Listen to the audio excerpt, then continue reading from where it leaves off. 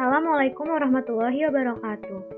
Halo teman-teman, kami dari kelompok 10 yang beranggotakan saya Fitria Nurul Fadilah dan teman saya Nikmatul Makfiroh ingin mempresentasikan materi Rencana Pelaksanaan Pembelajaran atau RPP.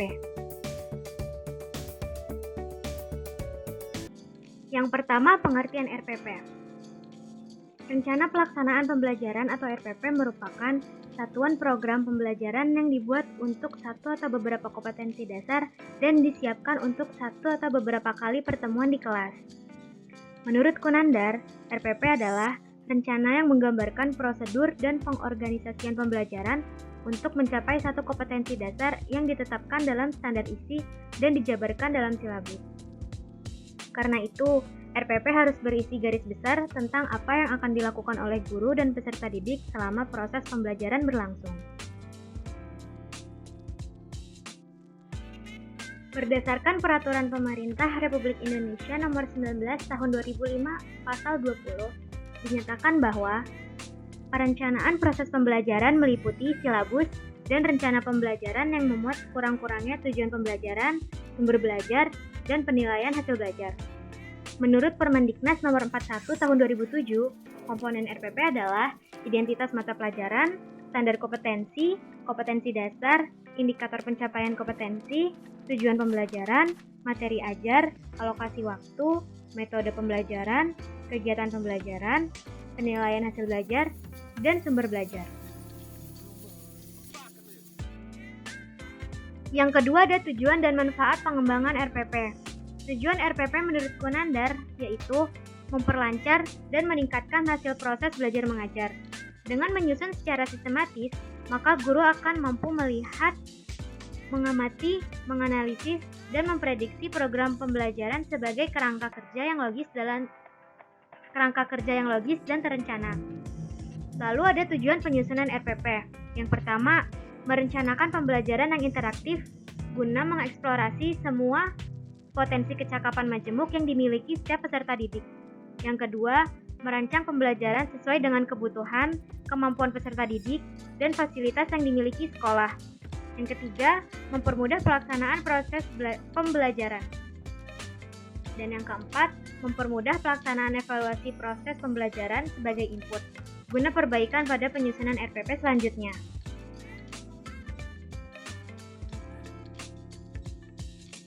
Manfaat penyusunan RPP. Yang pertama, meningkatkan kemampuan guru dalam merancang pembelajaran, yang merupakan bagian dari kompetensi pedagogik yang harus dimiliki guru. Kompetensi pedagogik adalah keterampilan guru yang bisa mengelola suatu proses pembelajaran yang berlangsung dengan peserta didik. Yang kedua, karena tujuan pembelajaran, materi yang akan diajarkan, metode dan penilaian yang akan digunakan telah direncanakan dengan berbagai pertimbangan, menjadikan proses pembelajaran lebih terarah. Yang ketiga, meningkatkan rasa percaya diri pendidik pada saat pembelajaran. Karena seluruh proses sudah direncanakan dengan baik. Selanjutnya, fungsi pengembangan RPP. Menurut Kunandar, fungsi RPP adalah sebagai acuan bagi guru untuk melaksanakan kegiatan belajar mengajar agar lebih terarah dan berjalan secara efektif dan efisien.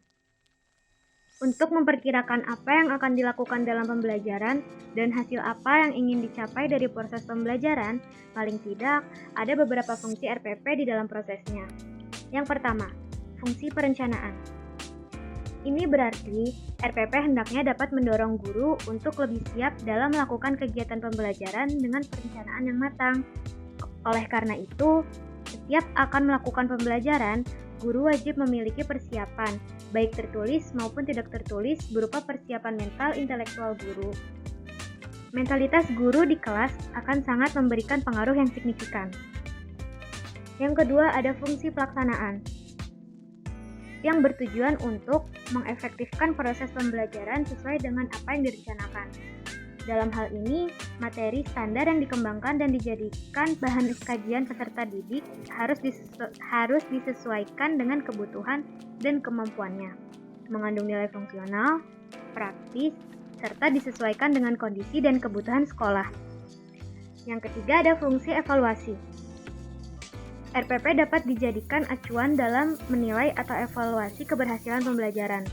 Hal ini karena dalam RPP sudah dimuat tujuan dan kompetensi yang hendak dicapai.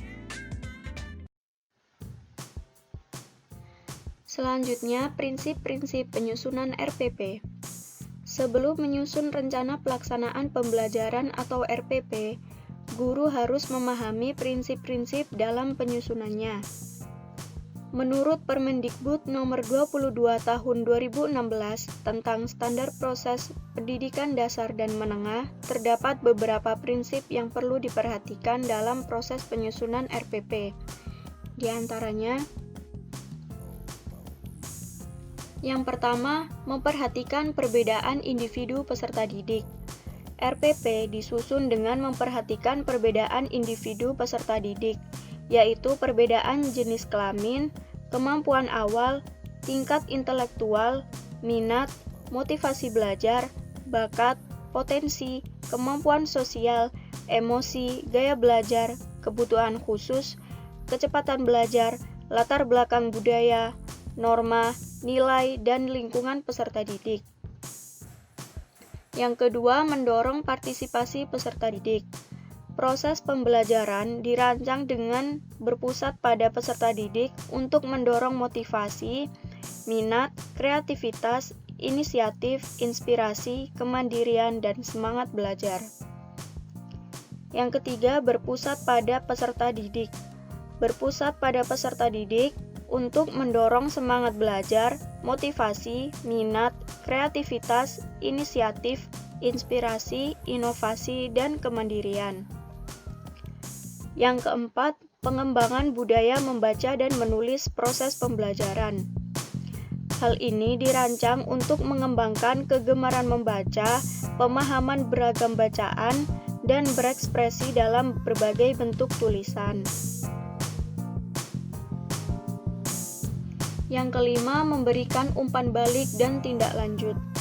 RPP memuat rancangan program pemberian umpan balik positif, penguatan, pengayaan, dan remedi. Yang keenam, keterkaitan dan keterpaduan.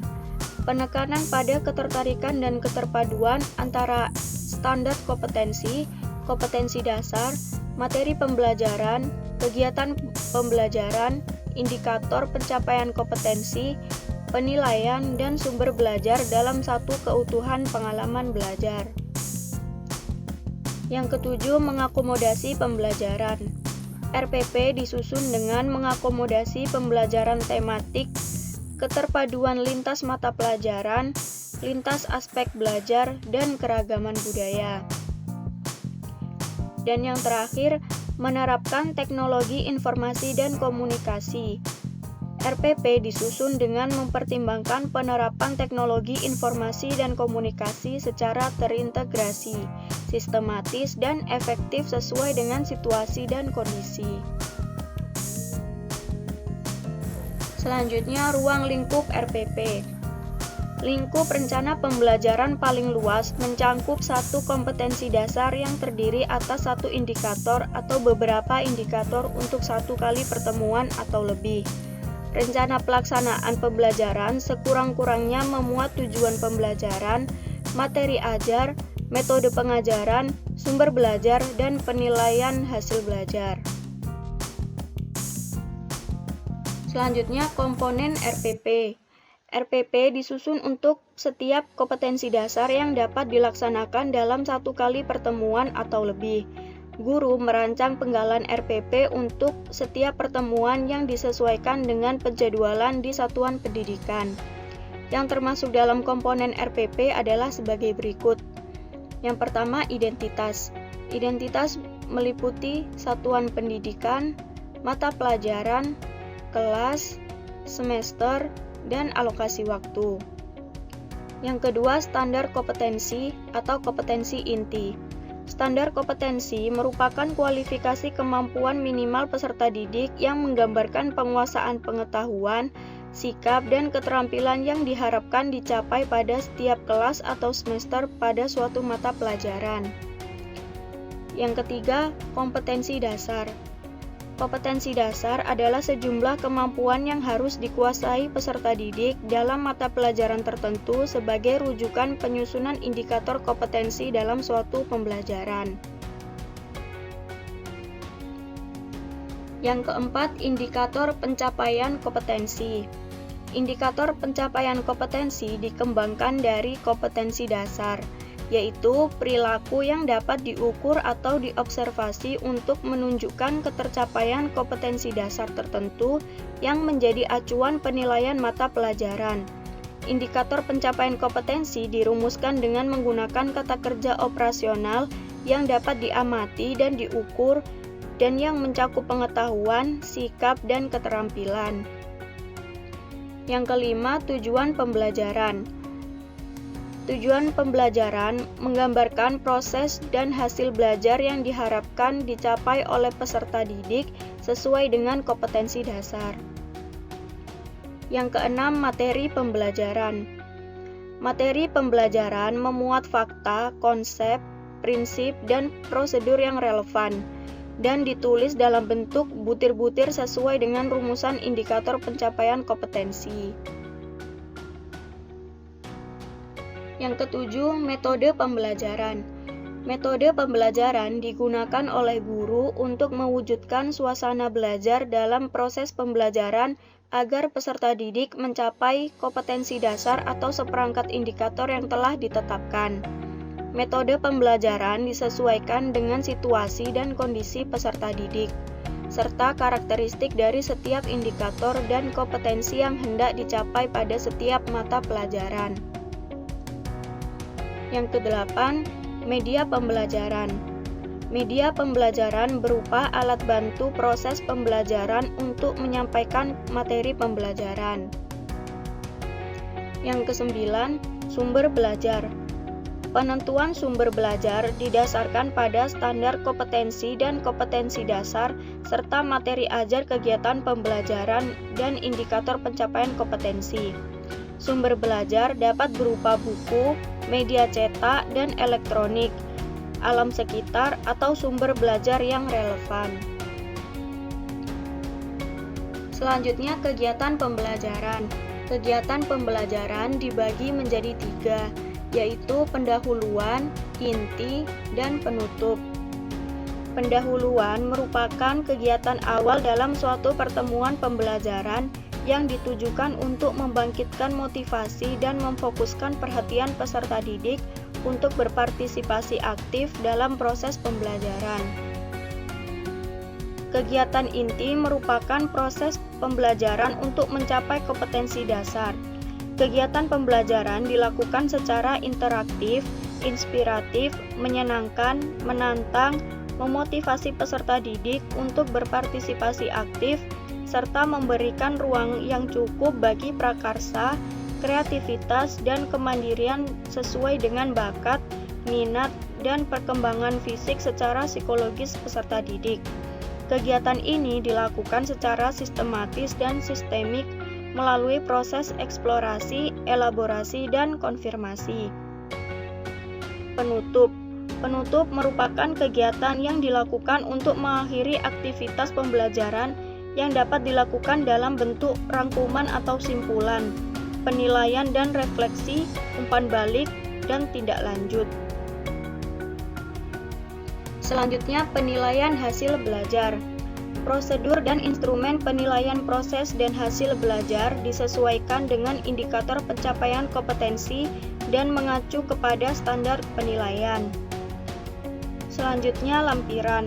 Lampiran berisikan hal-hal yang mendukung, misalnya uraian materi yang memang diperlukan. Instrumen penilaian dilengkapi dengan pedoman penskoran, dan lain-lain. Jadi, RPP yang baik dan guru yang kreatif serta dinamis merupakan kunci proses pembelajaran yang sukses untuk mencapai berbagai tujuan pembelajaran. Sekian. Wassalamualaikum warahmatullahi wabarakatuh.